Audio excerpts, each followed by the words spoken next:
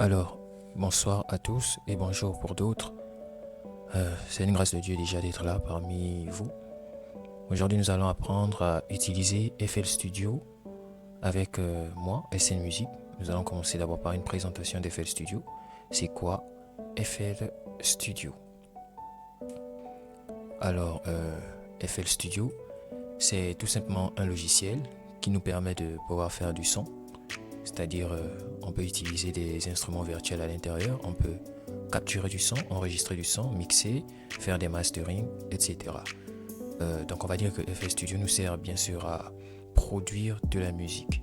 Donc, qu'est-ce que FL Studio en tant que tel? On va voir ça dans le prochain diapo. Alors, FL Studio, c'est aussi appelé Fruity Loop. C'est un logiciel de création musicale utilisé pour composer, enregistrer, éditer, mixer et produire de la musique. Il fonctionne comme un studio de musique, je crois que je vous ai dit ça à l'autre partie.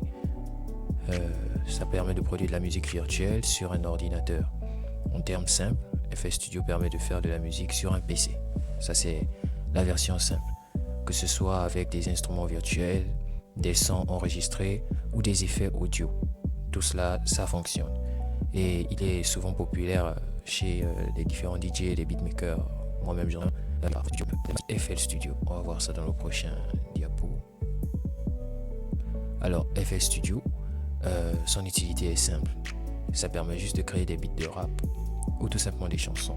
Ça permet de composer une chanson électronique, c'est-à-dire on utilise soit des instruments virtuels ou même des instruments directement physiques que l'on branche à un PC via un grand nombre de matériel et ça va nous permettre de donner du son, de faire du son. Donc, on ajoute aussi des effets sonores et des pistes vocales, c'est-à-dire qu'on peut non seulement enregistrer du son avec des instruments virtuels, avec des instruments physiques, mais aussi notre propre voix. Ça peut aussi servir pour pouvoir enregistrer. Donc, et FL Studio, c'est un logiciel assez vaste. Maintenant, nous allons voir les différentes interfaces de FL Studio. Et voilà. FL Studio a plusieurs interfaces. Il y a déjà le premier, le Channel Rack. Comme vous pouvez lire, Channel Rack, c'est là que l'on place les sons, les instruments virtuels, les samples, voilà. Tout cela, c'est pour créer des patterns, c'est-à-dire des boucles musicales qui nous permettent bien sûr de pouvoir composer toute une chanson. C'est-à-dire si on a une mélodie principale que l'on veut écouter par exemple du début comme à la fin ou au centre, voilà quelque chose qui identifie notre musique, on fait cela directement dans le Channel Rack. Donc voilà, ça il y a chaque ligne bien représentée qui représente bien sûr un instrument ou un son, voilà. Et on va dire ça comment, vous pouvez utiliser des VST. On va voir ça plus tard. Les VST, c'est un peu comme des différents logiciels ou des effets que l'on ajoute sur soit un instrument qu'on a déjà utilisé ou encore, voilà, c'est pour embellir. En fait, des VST permettent le plus souvent à embellir soit des instruments déjà utilisés ou certains VST sont directement des banques d'instruments. Donc, c'est un peu ça. Si vous partez voir par exemple le VST Labs, c'est une banque d'instruments. Donc, il y a plusieurs instruments à l'intérieur que l'on peut utiliser. Donc voilà, ça c'est la première interface de FL Studio. Maintenant nous allons voir d'autres interfaces. Voilà. Alors comme autre interface de FL Studio, nous avons le piano roll. C'est-à-dire c'est l'interface là où on peut composer directement nos mélodies. C'est-à-dire là-bas il y a comme un piano, comme c'est écrit, piano roll. Il y a des lignes d'accords, c'est-à-dire des endroits où on peut directement composer notre propre musique. Si vous entrez dans FL Studio et que vous observez Do 3, moi par exemple qui est FL Studio 24, qui est directement en français, j'ai configuré pour avoir directement Do, et ainsi de suite. Et c'est en fait, le piano roll nous permet bien sûr de non seulement composer des mélodies avec n'importe quel instrument, mais ça nous sert aussi à, on va dire, embellir la mélodie, même quand nous sommes déjà dans l'interface qui nous permet de pouvoir positionner nos différentes mélodies qui vont nous permettre d'avoir l'instrumental, on va dire le son qui doit, voilà, je crois que vous avez compris. Donc voilà, son utilité c'est de composer des mélodies complexes, c'est-à-dire les lignes de basse, les solos, etc. C'est à ça que nous servent le piano roll. Donc nous allons voir encore, il y a d'autres interfaces.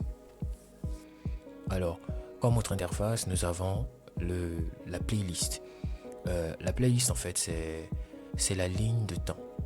C'est là où on arrange les patterns voilà, que l'on a utilisés, c'est-à-dire là où on dispose déjà de notre musique, on fait déjà une certaine structure de notre musique. C'est là où, voilà, si j'ai fait une mélodie, je sais que cette mélodie-là, j'ai fait plutôt plusieurs mélodies, je sais que ce type de mélodie va faire par exemple 5 minutes, bon, ça c'est trop lent, va faire 15 secondes et celui qui va chanter sera sur cette mélodie. Je positionne cette mélodie, c'est-à-dire que je le duplique jusqu'à ce que ça arrive au temps de la personne qui va chanter à ce niveau et je change au fur et à mesure. Bien sûr, il y a aussi les drums et tout que l'on fait depuis le piano roll, comme voilà, si vous vous êtes souvenu de ce qu'on a dit par rapport au piano roll. Donc ça nous permet bien sûr d'organiser la chanson du début jusqu'à la fin.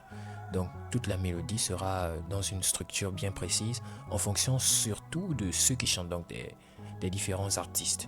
Donc si tu es un artiste et que voilà, on t'a envoyé l'instru, si tu vois bien, ton instru est composé de plusieurs parties. Souvent tu arrives à facilement reconnaître où se trouve le refrain. C'est parce que depuis l'interface playlist, on a su structurer ta mélodie. Donc voilà, à quoi sert playlist. Nous allons voir encore d'autres interfaces. Donc, il ne reste que le mixeur. Le mixeur, c'est, on va dire, pour ceux qui ont fait du développement web, vous allez remarquer que nous avons du HTML et du CSS. Ici, le mixeur est un peu représenté comme le CSS. Ça vient pour donner de la couleur, pour pouvoir donner, on va dire, un certain style, on va dire, ça vient pour embellir, pour rendre un peu agréable aux oreilles ce qu'on écoute. Exactement comme avec le CSS qui rend agréable aux yeux ce qu'on voit. Donc, ça sert à mélanger les sons, à régler les volumes, voilà, les panoramas, gauche-droite et ajouter des effets comme les reverbs, les échos, plein de choses en fonction bien sûr des VST que vous avez téléchargés.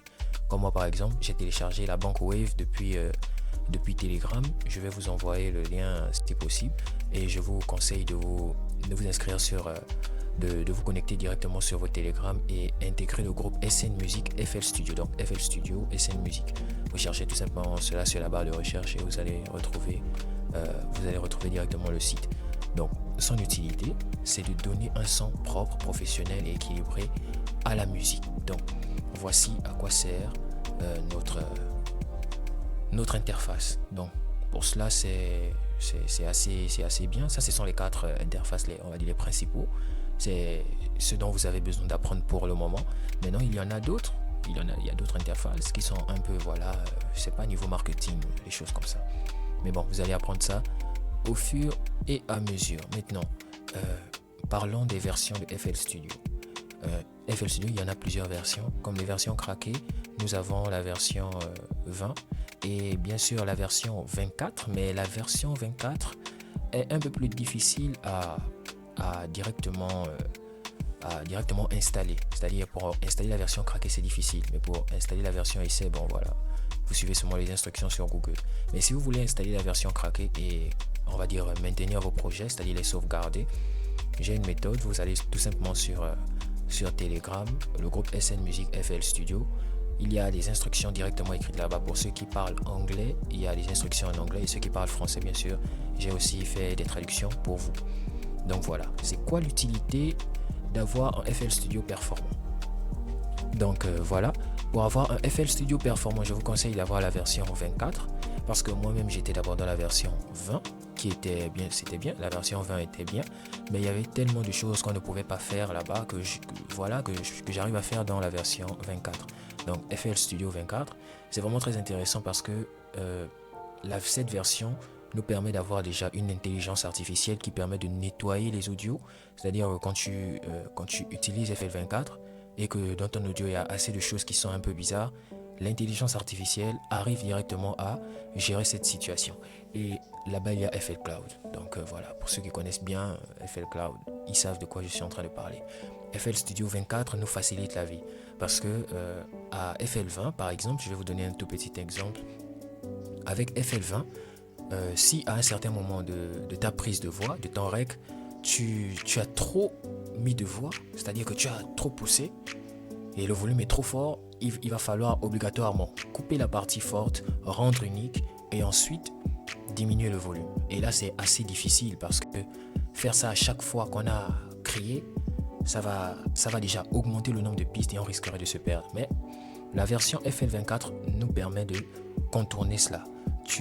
Avec la version FL24, tu coupes simplement la partie que tu as là où tu as créé, et tout en bas de la piste il y a comme un point qui permet d'augmenter ou de diminuer le gain. Donc ça, déjà, tu ne vas pas créer encore une autre piste, tu ne vas pas créer une autre piste, mais tu pourras contrôler la même piste à certains endroits. Vous voyez que la version FL24 est encore meilleure que les autres versions. Donc pour les prochaines fois, on va directement se retrouver sur le logiciel FL24 et on va au fur et à mesure tester, faire les tests. On va voir les différentes interfaces.